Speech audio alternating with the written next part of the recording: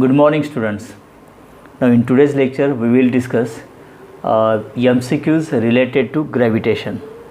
देखिए first MCQ, the period of revolution of planet A around the sun is 8 times that of B. The distance of A from the sun is how many times greater than that of the B from the sun? देखिए यहाँ पर periodic time of revolution and distance of planet from the sun. Okay, तो A और B planet है यहाँ पर. Suppose यहाँ पर A planet and B planet. Okay, A planet and B planet, ये दो planets है. And distance of A planet, that is RA, और distance of B planet is RB. Now periodic time of planet A around the sun is TA. Okay, और B is TB. अब periodic time के बीच relation दिया है यहाँ पर. That means TA is equal to 8 times TB. periodic time of A planet is 8 times periodic time of that of planet B. तो हमें यहाँ पर क्वेश्चन क्या दिया है, देखिए, the distance of A planet from the sun is how many times greater than that of the B planet. मतलब RA और RB के बीच रिलेशन निकालना है. देखिए एक बेसिक फार्मूला है according to Kepler's third law of motion. T square directly proportional to R cube, ये formula student. That means R cube directly proportional to T square, या फिर R directly proportional to T raise to 2/3.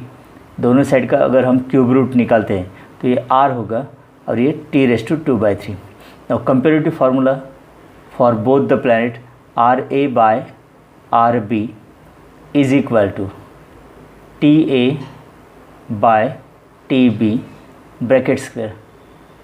तो RA by RB is equal to, अब TA की value कितनी दी है, 8 times TB. मतलब periodic time of A is 8 times that of periodic time of B planet divided by TB, that is periodic time of B. यहाँ पर ये cancel हो जाएगा. इसका पावर कितना है, 2/3, तो ये 2/3 होगा student. Now RA by RB okay is equal to 8 का पावर 2/3. मतलब पहले स्क्वायर करना है 8 का और उसके बाद क्यूब रूट निकालना है. देखिए 8 का स्क्वायर कितना आता है, 64, और फिर उसका cube root. So RA by RB is equal to 64 का cube root, that is 4. Okay, so RA is equal to 4 times RB. इसका मीनिंग क्या होगा फिर, that is the distance of a planet from the sun is equal to 4 times that of the distance of B planet from the sun. तो 4 times ज़्यादा है यहाँ पर.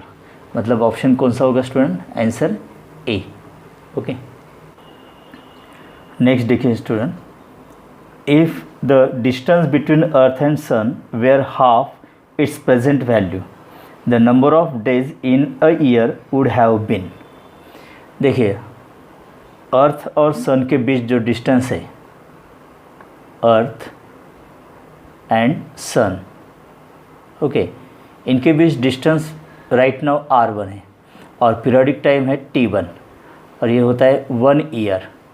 Okay, that is 365 days.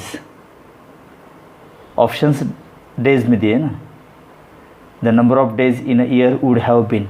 Okay, तो right now what is the distance between earth and sun, this is R1, and periodic time T1, that is 1 year, it consists of 365 days. Now condition is given that if the distance between earth and sun is half, that is R1 by 2 becomes half of the present, that is R2 is equal to R1 by 2. तब यहाँ पर periodic time क्या होगा, T2 की value निकालनी है. वही formula है स्टूडेंट, जैसे कि T2 by T1 is equal to R2 by R1 raised to 3/2. बराबर, because T square directly proportional to R cube होता है. अगर दोनों साइड का स्क्वायर रूट लेते हैं हम तो t directly proportional to r/2 क्या होगा 3/2 होगा। तो ये कंपेरेटिव फार्मूला यहाँ पर यूज़ करते हैं हम। ओके, T2 डिवाइडेड बाय, अब T1 की वैल्यू कितनी है 365 days is equal to R2 की value R1/2 into this R1 raise to 3/2। Okay, तो T2 divide by 365 is equal to R1 get cancel, तो 1/2 और इसका पावर क्या होगा 3/2, मतलब 1 का पावर 3/2 दैट इज़ 1। ओके, और 2 का पावर 3/2 मतलब 2 का पहले क्यूब करना होगा 8 और उसके बाद फिर उसका स्क्वायर रूट लेना होगा दैट इज़ 1/, अब रूट 8, देखिए रूट 8, इसको यहाँ पर हम 1/2√2 लिख सकते हैं ना, बिकॉज 8 मतलब 4 × 2 that is 2√2। Therefore T2 is equal to 365 divided by 2√2, इतने डेज लगेंगे। अब यहाँ पर √2 की वैल्यू अगर हम रखते 365 डिवाइडेड बाय 2 इंटू √2 की वैल्यू होती है 1.414, सो दिस इज़ 365 डिवाइडेड बाय 2.828। अगर इसको कंप्लीट करते हैं स्टूडेंट हम, तो ये आंसर आता है 129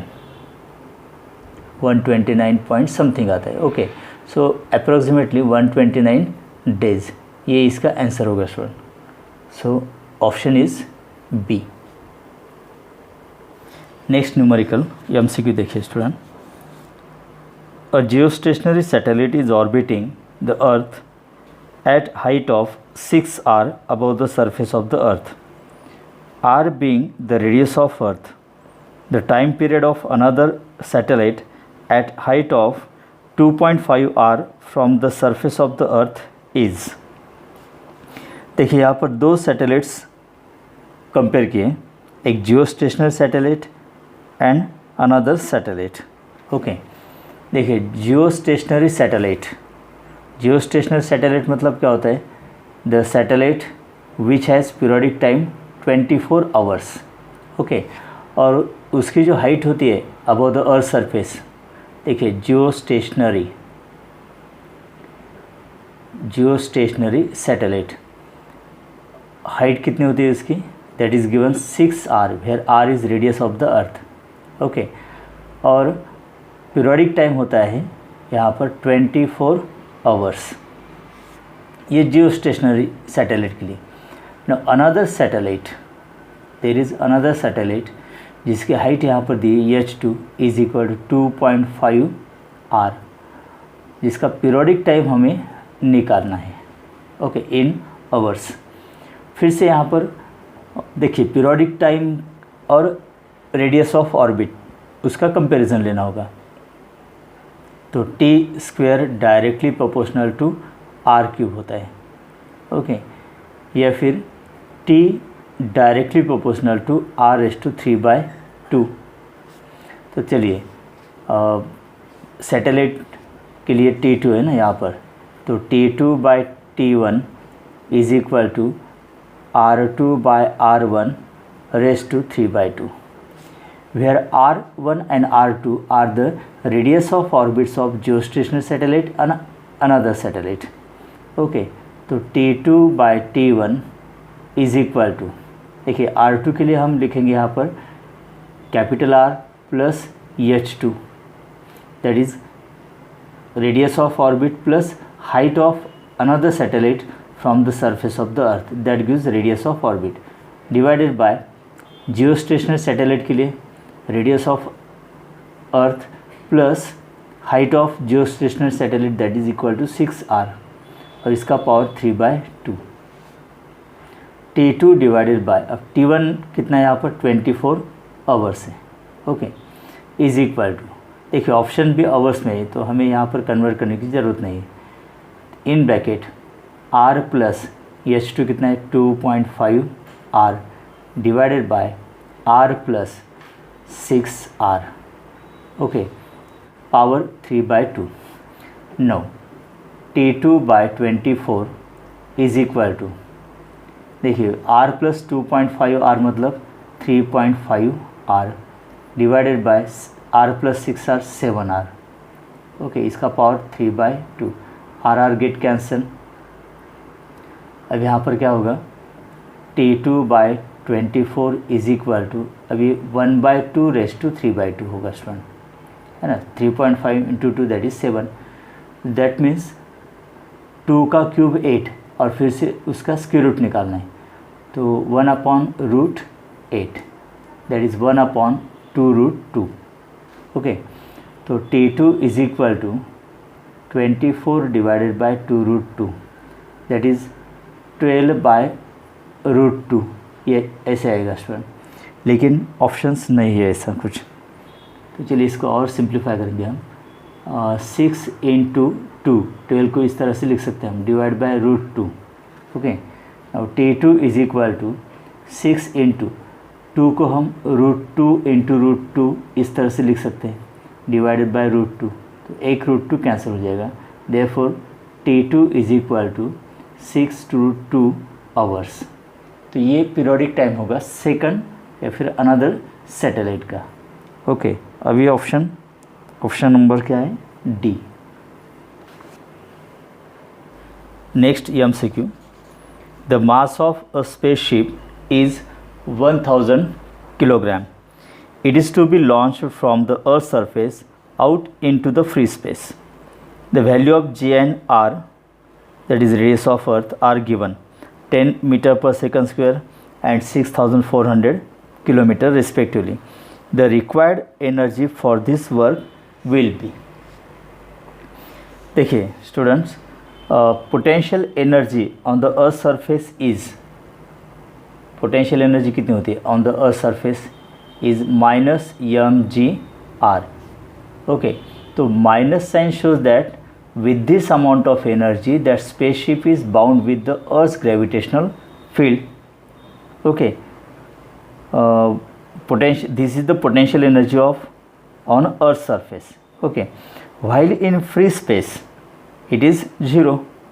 So to free the spaceship, minimum required energy क्या होगी, that minimum required energy, okay, to free the spaceship into the free space is equal to mgr, that is also known as binding energy. Okay, तो इसे हम calculate कर सकते हैं student. तो यम यहाँ पर कितना दिया है 1000, मतलब 10⁻³ लिखेंगे हम। जी की value 10 metre per second square. Okay, और आर 6400, देखिए आर कितना दिया है 6400 किलोमीटर, तो that is equal to 6.4 into 10⁻6 metre में कन्वर्शन उसका, तो 6.4 इंटू 10⁻6, तो दिस इज़ इक्वल टू, देखिए 6.4 इंटू 10 टू द पावर कितना होगा 31446 10, और यूनिट होगा जूल, तो 6.4 इंटू 10⁻10 जूल, इसे numerical, that is option D. तो स्पेसशिप को फ्री करने के लिए, इस वर्क के लिए कितना मिनिमम एनर्जी लगता है यहाँ पर 6.4 into 10⁻10 joule. A body weighs 72 newton on the surface of the earth. What is the gravitational force on it at height equal to half the radius of the earth. देखिए earth surface पर wait दिया है W, wait के लिए W लिखते हैं हम, is equal to 72 newton. Okay, और एक्सेलरेशन ड्यू टू ग्रेविटी क्या होती है अर्थ सरफेस पर G। No, height equal to half the radius of the earth, मतलब H is equal to R/2। तो इतने हाइट पर वेट अगर हम मान लेते WH, तो इसकी वैल्यू यहाँ पर निकालनी है स्टूडेंट। ओके, और acceleration due to gravity at height H क्या होगी GH। नो, G और GH के बीच रिलेशन हमें पता है, GH/G is equal to R² divided by R plus EH bracket square. Okay, देखिए इस इक्वेशन को हम अगर न्यूमरेटर और डिनोमिनेटर मास से मल्टीप्लाई करते हैं स्टूडेंट इस तरह से। ओके, तो m इंटू GH मतलब क्या होगा, that is weight of body at height H, तो इसको लिखेंगे हम WH। अपॉन mg मतलब weight of the body on the earth surface is equal to R square divided by R plus. Okay, अब height और रेडियस ऑफ अर्थ के बीच ये रिलेशन है, तो इसके लिए हम r/2 लिख सकते हैं यहाँ पर ब्रैकेट स्क्वेयर। देयरफॉर WH मतलब weight of body at height h निकालना है upon W is equal to R square divided by, now r plus r/2 मतलब 3r/2 bracket square. This is r square divided by 9r square by 4, so this is 4/9 because r square get cancel, तो WH is equal to 4/9 into W। तो इसे हम weight of the body at height h altitude निकाल सकते हैं। 4/9 into W मतलब weight on the earth surface कितना दिया है 72, नो 9 8 ज़ा 72, so this is 32 newton. 8 into 4 that is 32 newton. तो ऑप्शन क्या होगा स्टूडेंट? बी ऑप्शन होगा। Okay, a body weighs 200 newton on the surface of the earth, how much will it वेग half way down to the centre of the earth. देखिए depth से related ये MCQ यहाँ पर, मतलब डेप्थ कितनी दिए D, that is half way down to the centre of the earth, मतलब half of the radius of earth. Okay, तो इतने डेप्थ पर वेट हमें निकालना है, WD कहेंगे हम इसको। ना on the earth surface weight is given that is 200 newton, right. तो weight acceleration due to gravity पर डिपेंड करता है स्टूडेंट। ओके, तो GD और G के बीच रिलेशन क्या होता है? GD/G is equal to 1 minus D/R, ये रिलेशन है स्टूडेंट। फिर से यहाँ पर देखिए मास से अगर मल्टीप्लाई एंड डिवाइड बाय करते हम, तो यहाँ पर हमें mass into acceleration due to gravity at depth D, तो that gives weight of the body at depth D। Okay, mg मतलब weight of the body on the earth surface is equal to 1 minus, अब D कितना दिया है r/2, okay, divided by this r, तो WD divided by W that is weight on the earth surface 200 newton is equal to 1 minus 1/2, r get cancel, so 1 minus half, so WD is equal to 1 minus half, that is half into 200, so weight of the object at depth D मतलब half weight down to the center of the earth is equal to 100 Newton. ये answer रहेगा student. So option is A।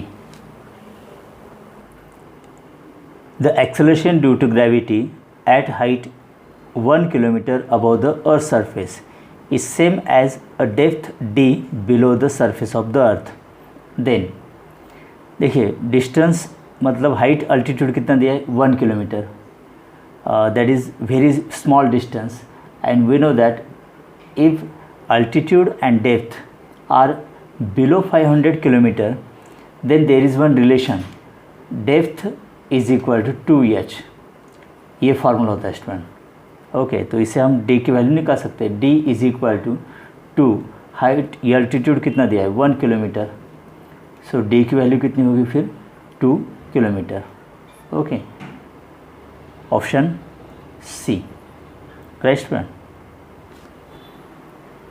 Eight what height from the surface of the earth the gravitational potential and the value of G are -5.4 into 10⁷ joule per kilogram and 6 meter per second square respectively.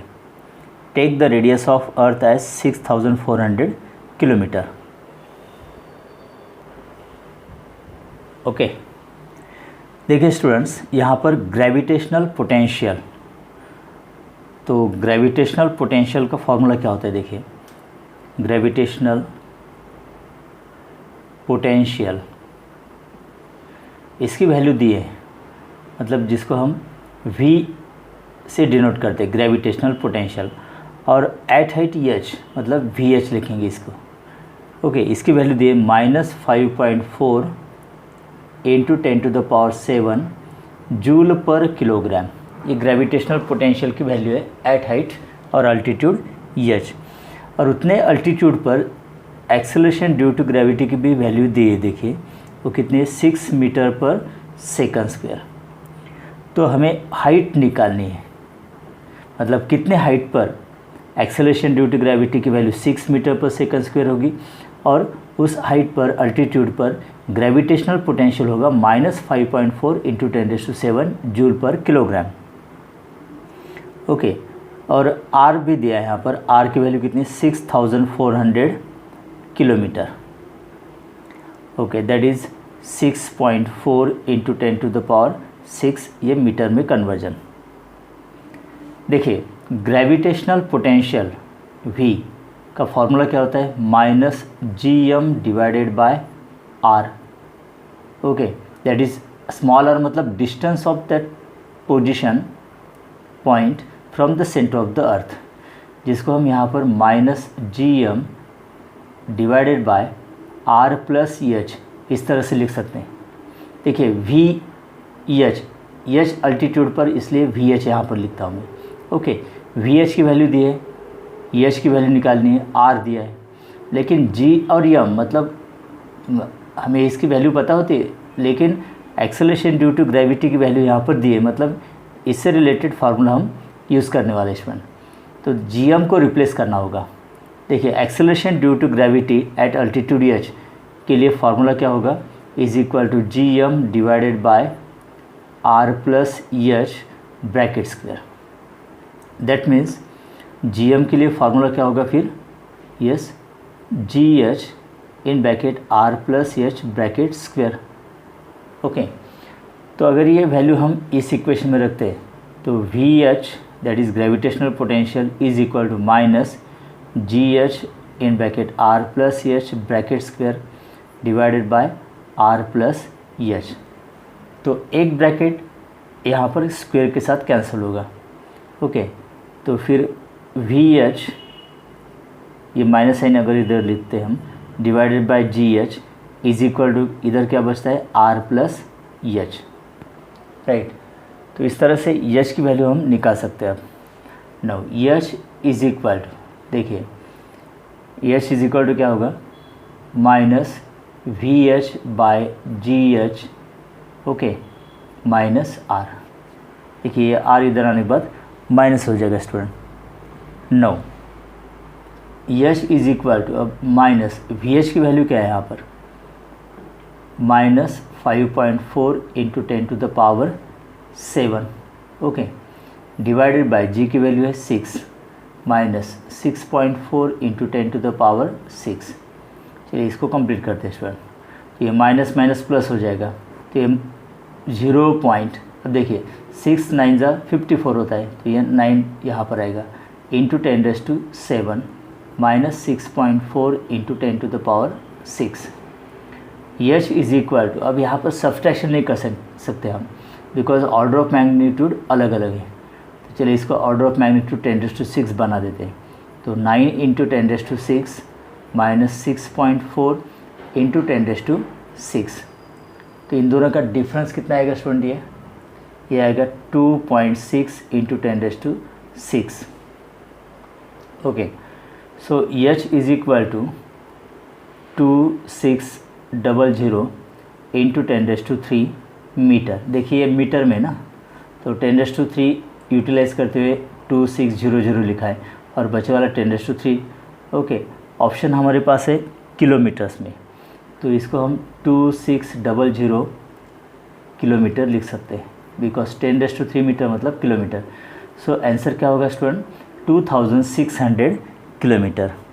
So that option is C. Okay,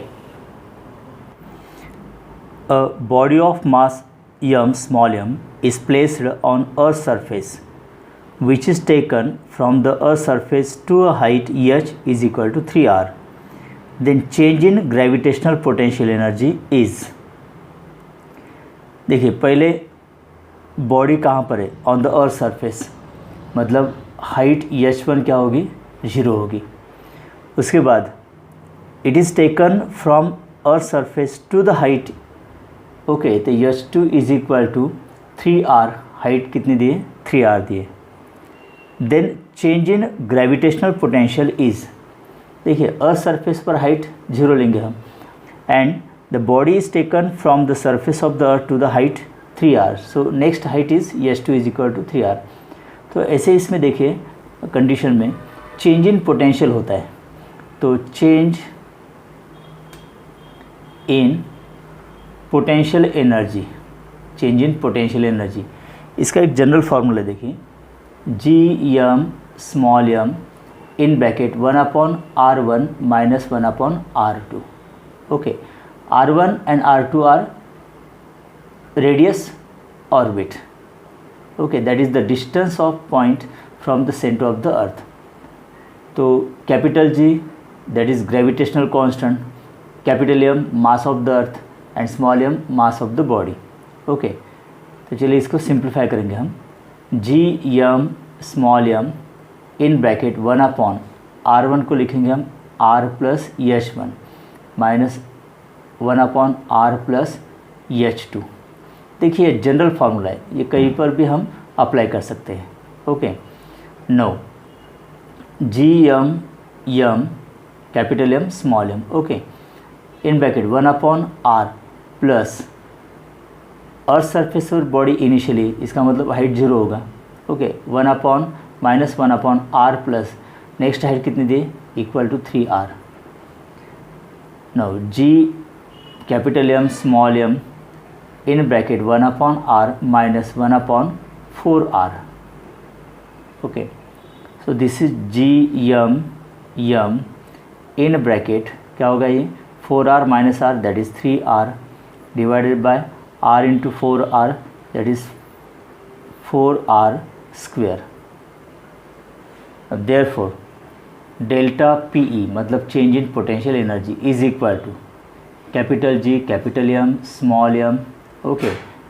तो यहाँ पर ये r इस square के साथ cancel होगा, मतलब 3/4 divided by r, ये चेंज इन पोटेंशियल एनर्जी होगी student in terms of capital G capital M and radius of the अर्थ। लेकिन ऑप्शंस हमें एक्सेलरेशन ड्यू टू ग्रेविटी मतलब स्मॉल g के टर्म में दिया है।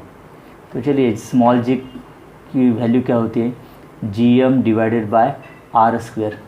तो यहाँ से हम gm को रिप्लेस कर सकते हैं बाय gr स्क्वेयर से, राइट। तो डेल्टा पोटेंशियल एनर्जी मतलब चेंज इन पोटेंशियल एनर्जी, देखिए 3/4 इंटू gm के जगह पर लिखना है अब gr square into small m divided by r। तो ये r स्क्वेयर के साथ कैंसिल होगा, तो चेंज इन पोटेंशियल एनर्जी के लिए इक्वेशन क्या आएगा स्टूडेंट, फिर 3/4 mgr। तो ये option C, okay student. For a planet having mass equal to mass of the earth but radius is 1/4 of radius of the earth, the escape velocity for this planet will be. देखिए planet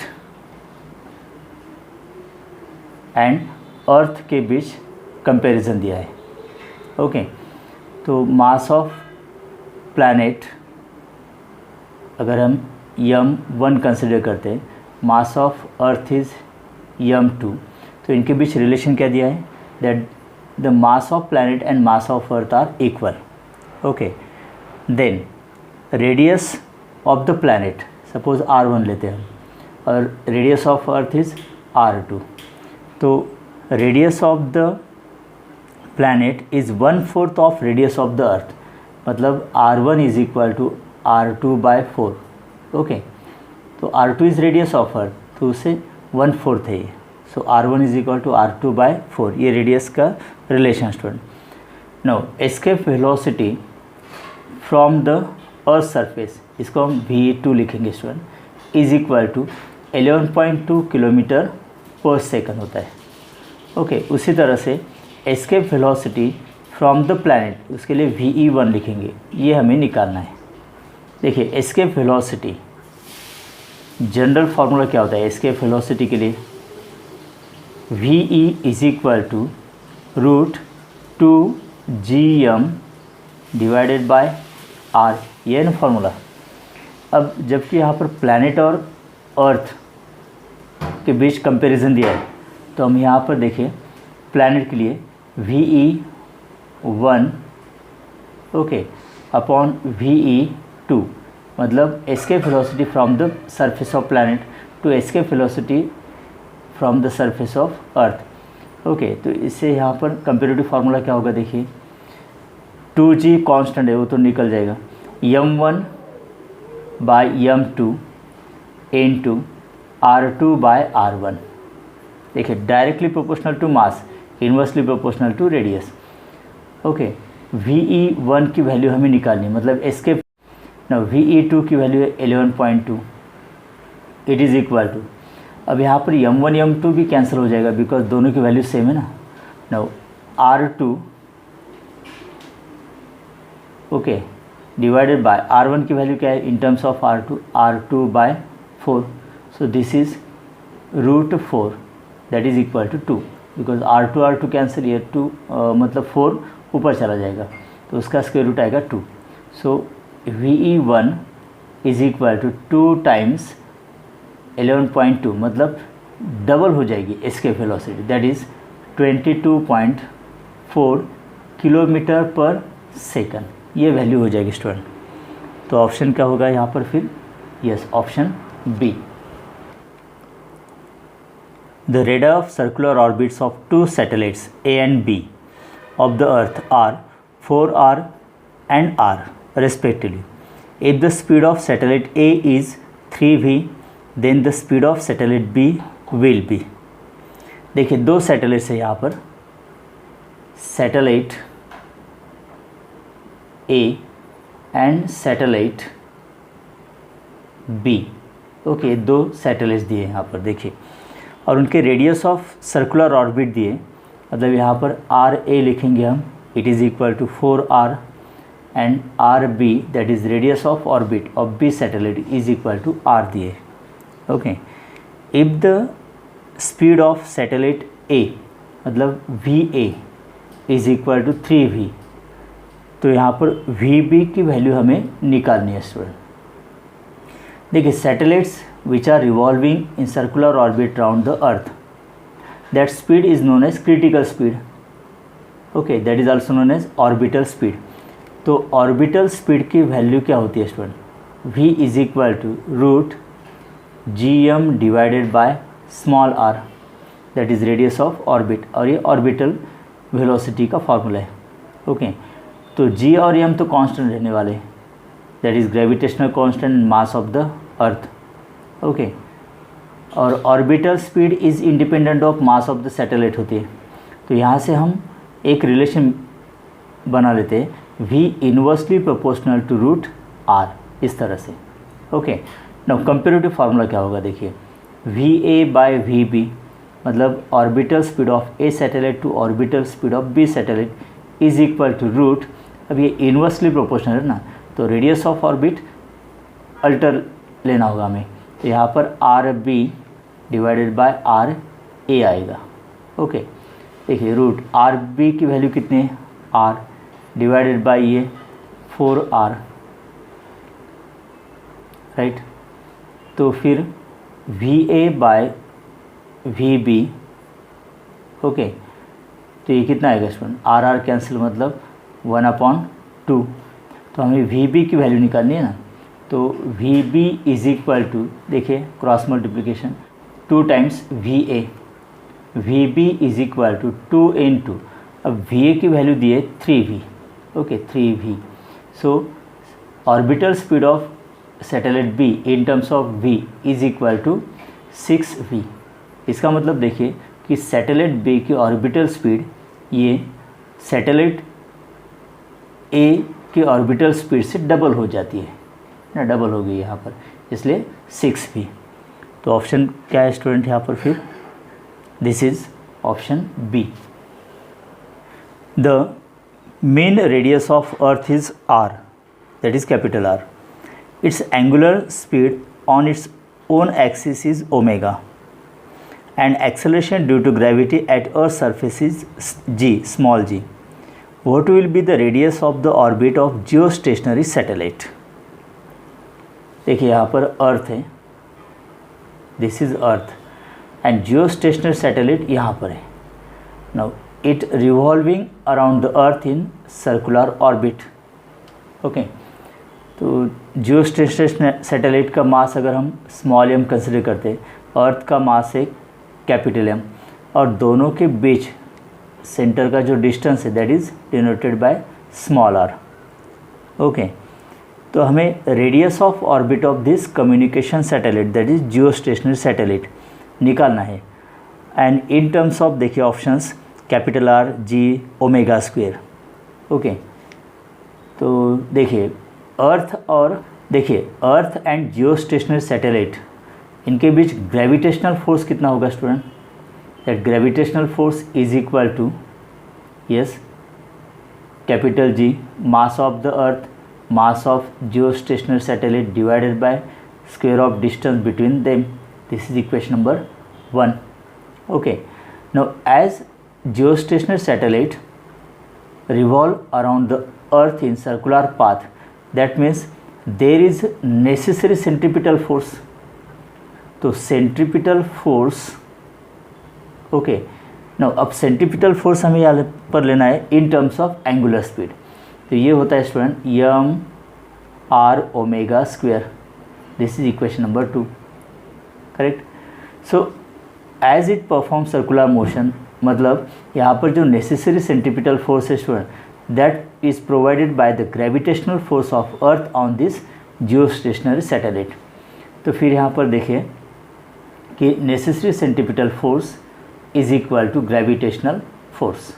ये gravitational force है student. Okay, तो देखिए formula M R omega square is equal to G M small M divided by R square होता है ना. Now R into this R square is R cube is equal to, ये M cancel हो जाएगा, G M divided by omega square. Now acceleration due to gravity यहाँ पर नहीं है, तो उसका फार्मूला क्या होता है? G M divided by R square, मतलब कैपिटल आर स्क्वेयर होता है ऑन द अर्थ सरफेस, है ना. देयरफॉर जी एम के लिए फार्मूला होगा जी आर स्क्वेयर. देखिए जी एम की जगह पर अगर हम यहाँ पर G R square okay divided by omega square लिखते हैं, तो फिर ये आर क्यूब की वैल्यू है. तो radius of orbit of geostationary satellite, तो यहाँ पर क्यूब रूट होगा. ओके, तो G R square divided by omega square raise to क्या होगा? 1/3 क्यूब रूट. तो देखिए ऑप्शन कौन सा है स्टूडेंट्स यहाँ पर? G R square by omega square raise to 1/3. Yes, this is option A. Next MCQ देखिए students. A body is projected upward with a velocity of 4 × 11.2 km/s from the surface of the earth. What will be the velocity of the body when it escapes the gravitational pull of the earth? और bracket में दिए VE मतलब escape velocity from the earth surface 11.2 km/s. Okay, तो देखिए यहाँ पर कि अगर हम यहाँ पर देखिए अर्थ सरफेस है, दिस इज़ अर्थ, और एक ऑब्जेक्ट है यहाँ पर okay on the earth surface. तो इसको अगर एस्केप करना है from the earth gravitational field, तो वेलोसिटी कितनी लगने वाली है? VE, and from the earth surface it is 11.2 km/s.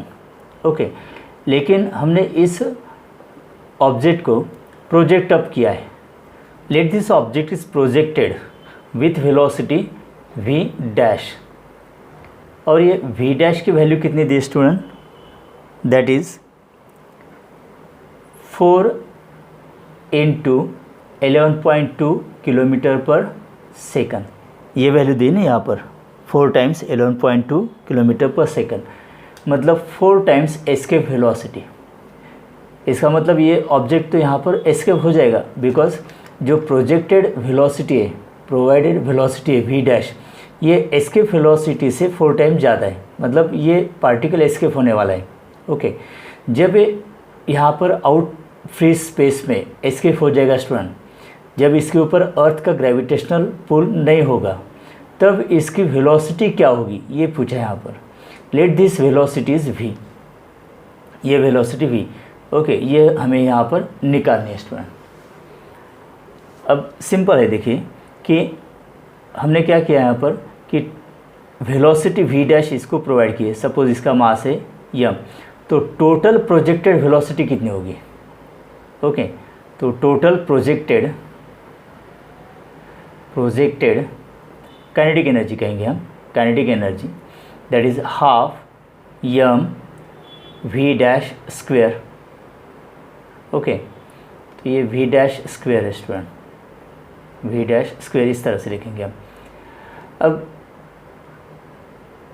Surface to the free space तक इसको एस्केप होने के लिए इतनी एनर्जी लगेगी, मतलब इसमें से माइनस कौन सी एनर्जी करनी पड़ेगी हमें? हाफ m ve स्क्वेयर, ये एनर्जी माइनस करनी पड़ेगी। That is kinetic energy required to escape the object from earth's gravitational field. Okay, तो प्रोजेक्टेड काइनेटिक एनर्जी में से ये इतनी एनर्जी माइनस करनी होगी। तो फिर जो बचे वाली एनर्जी उसके साथ ये object in the free space moving रहेगा। Okay, so that kinetic energy is half m v square. तो हमें यहाँ से v की वैल्यू निकालनी है स्टूडेंट, राइट। अब देखिए यहाँ पर पहले एक जनरल फार्मूला तैयार करते हैं। जैसे यहाँ पर 4 टाइम्स है ना, तो हम मान लेते हैं n टाइम्स एस्केप वेलोसिटी इतने हमने यहाँ पर प्रोवाइड किए। तो देखिए हाफ m, ये तो कॉमन निकलेगा इन ब्रैकेट, v डैश के जगह पर क्या लिखेंगे हम? Okay, n ve bracket square minus ve square, okay, is equal to half m v square. इस स्टेटमेंट का मीनिंग क्लियर है स्टूडेंट? देखिए हमने क्या किया यहाँ पर कि v डैश स्पीड से इस ऑब्जेक्ट को प्रोजेक्ट कब किया है, जो कि n टाइम्स एस्केप वेलोसिटी, जैसे यहाँ पर 4 टाइम्स एस्केप वेलोसिटी दी ना, तो हमने जनरल फार्मूला यहाँ पर तैयार करना है, इसलिए n टाइम्स एस्केप वेलोसिटी, इतनी वेलोसिटी से इस ऑब्जेक्ट को प्रोजेक्ट किया है। तो एस्केप होने के लिए यहाँ पर काइनेटिक एनर्जी कितनी लगेगी इसको? Minus half m ve square. Okay, इतनी energy projected energy kinetic energy में से माइनस करनी पड़ेगी। तो जब ये पार्टिकल फ्री स्पेस में एस्केप हो जाएगा, ओके, तब बचे वाली एनर्जी इन दोनों का डिफरेंस होगा, that is half m v square, right. तो ये हाफ m कैंसिल हो जाएगा। चलिए ये इधर लिखते हैं ऐसा, v square is equal to okay n square ve square minus ve square, v square is equal to n square minus 1, यहाँ पर ve स्क्वेयर कॉमन निकलता है। Therefore v is equal to root n square minus 1 okay into v। तो ये relation आप याद रखिए student. इसके बाद मतलब n टाइम्स एस्केप वेलोसिटी देखिए, हम इसको अगर प्रोजेक्ट अप करते तो ये एस्केप होने के बाद कितने वेलोसिटी से फिर मूविंग रहेगा, ये अगर निकालना है तो ये जनरल फार्मूला है। ओके, देखिए v इज इक्वल टू, अब गिवन एग्जांपल में देखिए कि प्रोवाइडेड स्पीड कितने है? 4 टाइम्स एस्केप वेलोसिटी, मतलब n की वैल्यू कितनी? 4 है। तो यहाँ पर हम n के जगह पर 4 लिखेंगे, 4 square minus 1 into ve। ve is equal to root 16 minus 1 into ve। Okay, ve is equal to 15 times, मतलब रूट 15 टाइम्स एस्केप वेलोसिटी। तो यहाँ पर जो एस्केप होने के बाद ऑब्जेक्ट की स्पीड कितनी रहेगी? रूट 15 टाइम्स एस्केप वेलोसिटी, मतलब v is equal to root 15 times escape velocity 11.2 kilometre पर सेकंड। तो ये आंसर रहेगा स्टूडेंट। ऑप्शन कौन सा है यहाँ पर? Yes, option B, right.